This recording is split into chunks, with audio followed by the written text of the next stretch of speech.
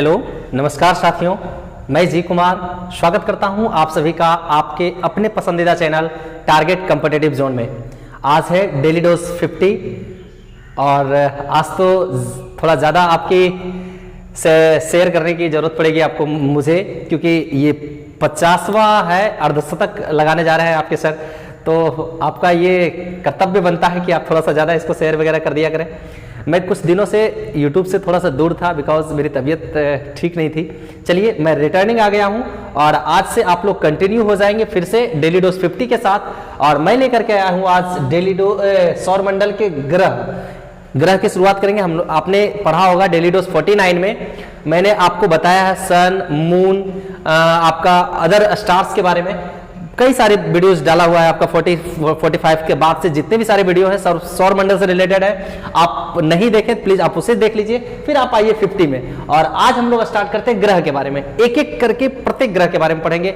ये पार्ट 1 मैंने इसलिए लिखा है क्योंकि एक पार्ट में जो है आपका ग्रह खत्म नहीं हो पाएगा, इसको एक दो पार्ट में हम लोग खत्म करने की कोशिश करेंगे। तो आज मैं आपको 2-3 ग्रह खत्म करने की कोशिश करता हूं।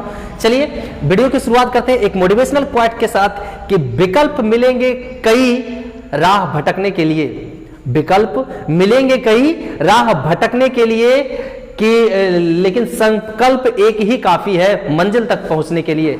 विकल्प मिलेंगे कई राह भटकने के लिए लेकिन संघर्ष एक ही काफी है मंजिल तक पहुंचने के लिए। चलिए इसी मोटिवेशनल क्वाट्स के साथ हम लोग आज की वीडियो की शुरुआत करते हैं, अंत तक मेरे साथ बने रहिएगा। चलिए स्टार्ट करते हैं। तो सबसे पहला हम लोग आपको बताया था मैंने कि सूर्य से दूरी के अनुसार ग्रह का कर्म, आपको मैंने याद भी करवाया है ट्रिक से कि सूर्य से दूरी के अनुसार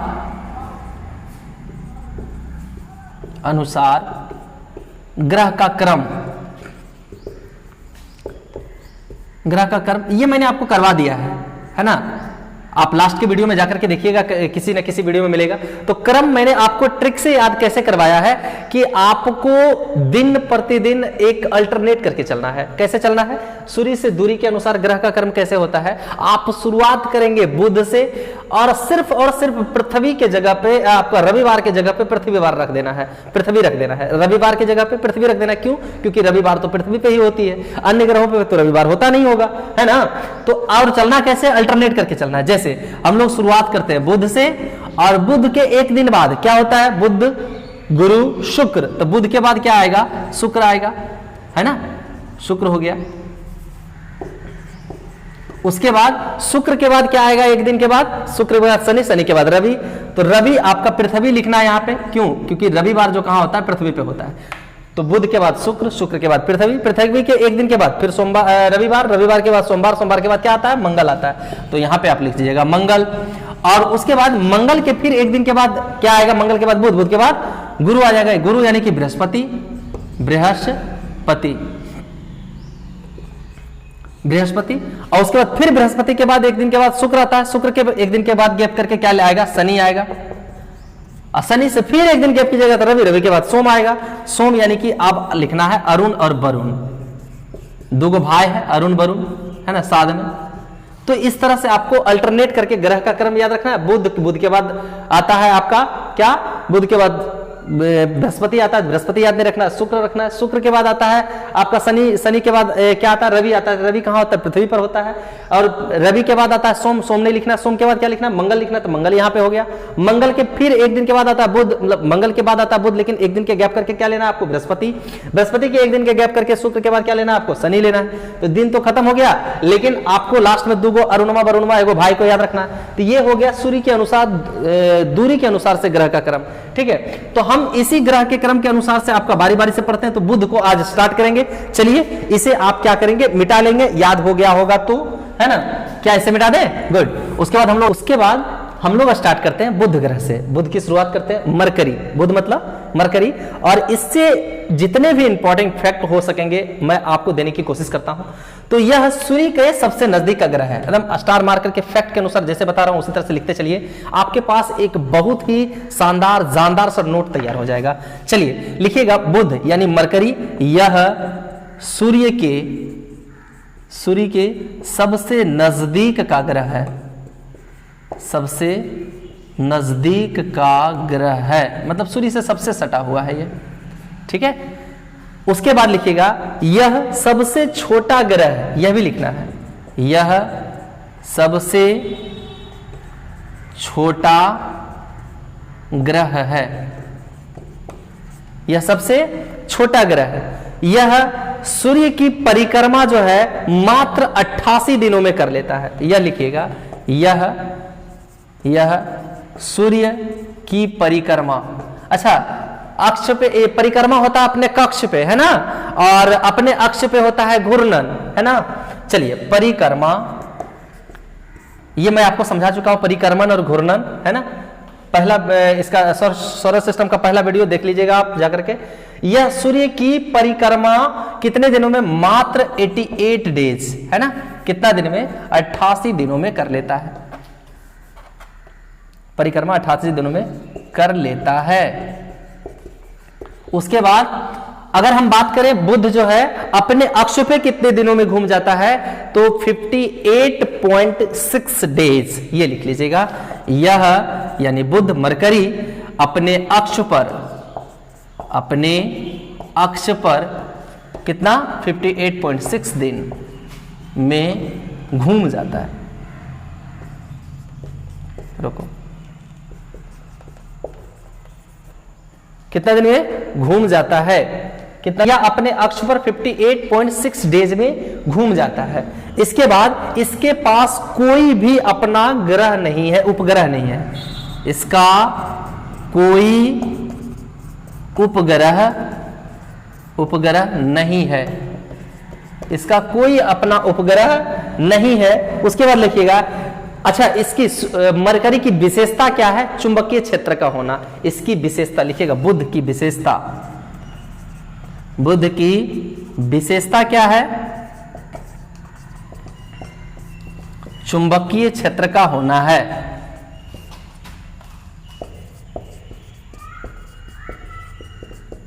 बुध की विशेषता क्या है? चुंबकीय क्षेत्र का होना, ये इसकी विशेषता, इसको अलग करता है, विशेष बनाता है। उसके बाद लिखिएगा इस ग्रह का तापांतर सबसे ज्यादा है, ये लिखिएगा। तापांतर मतलब मैं आपको समझाता हूं कि इस ग्रह का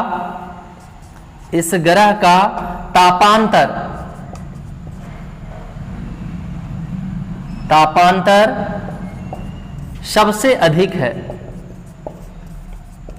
सबसे अधिक है, ये लिखिएगा। तापांतर सबसे अधिक है, मतलब क्या हुआ इसका? मतलब दिन और रात के तापमान में सबसे ज्यादा अंतर है ना। लिखिएगा यहां, मतलब बुध पे, यहां दिन का तापमान कितना होता है? 427 डिग्री सी। बाप, दिन का तापमान 427 डिग्री सी। और क्या? रात का तापमान कितना होता है? -173 डिग्री सी।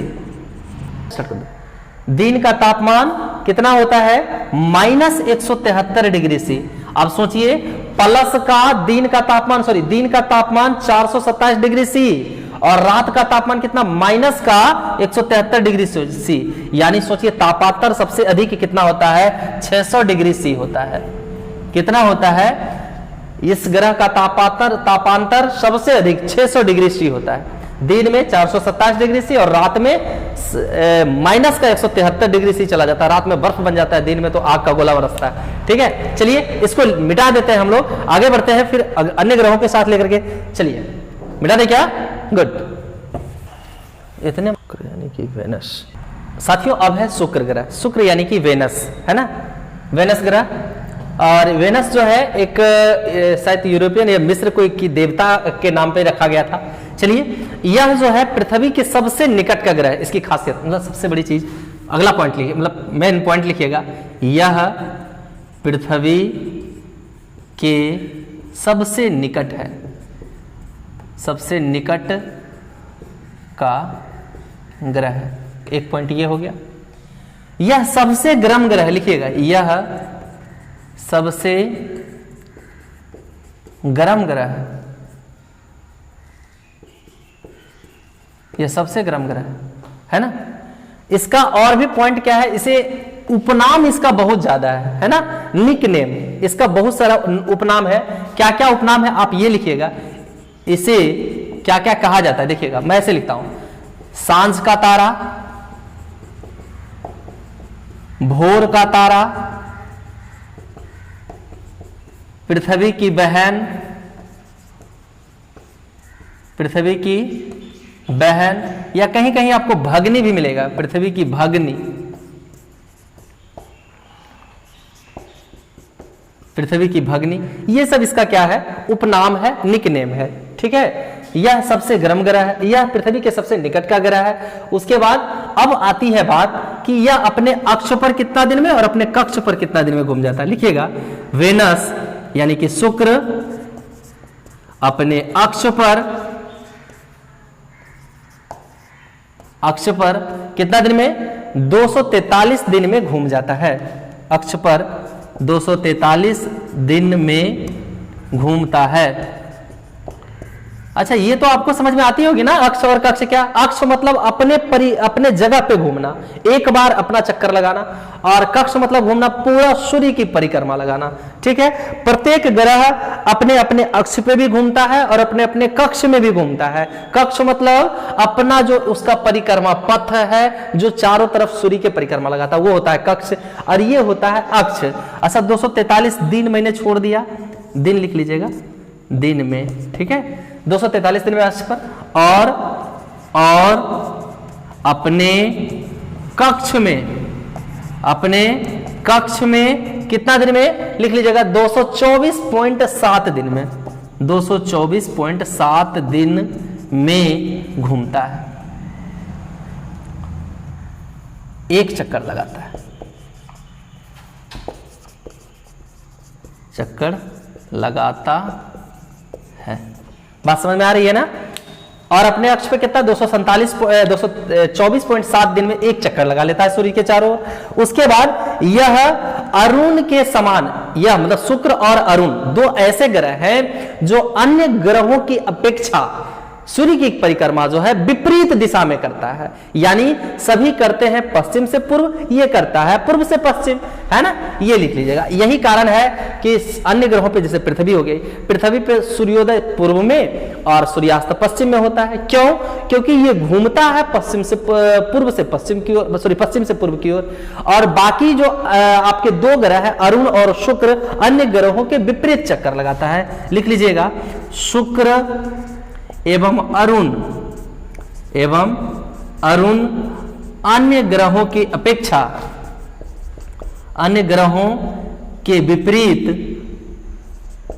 विपरीत चक्कर लगाता है,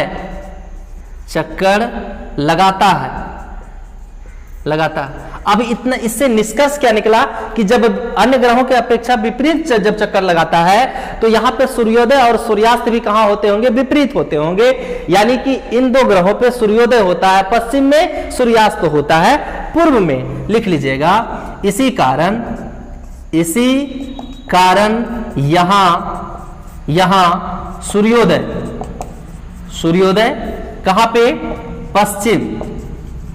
पश्चिम एवं सूर्यास्त कहां होता है, पूर्व में होता है,